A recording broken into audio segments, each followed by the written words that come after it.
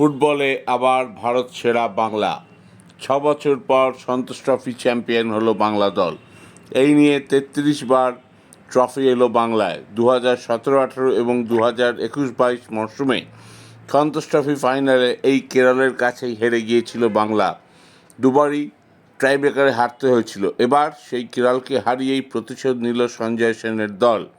2016-17 মরশুমে মৃদুল বন্দ্যোপাধ্যায়ের বাংলা গোয়াকে হারিয়ে শেষবার চ্যাম্পিয়ন হয়।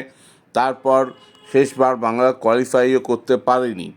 এদিন 6 মিনিট অতিরিক্ত সময় দিয়েছিলেন রেফারি। 94 মিনিটের মাথায় বাংলার গোল মেশিন রবি হাঁসদা একমাত্র গোলটি করেন।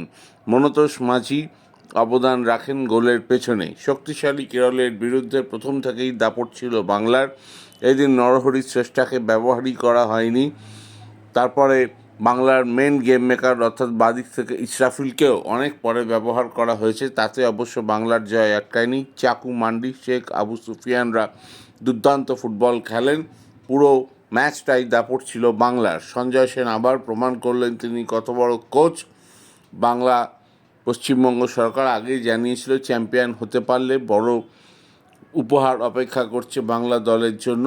আর রবি হাঁসদা টুর্নামেন্টের হায়েস্ট গোল স্কোরার, আগেই তিনি মোহাম্মদ হাবিবের রেকর্ড ভেঙেছেন। Like and subscribe.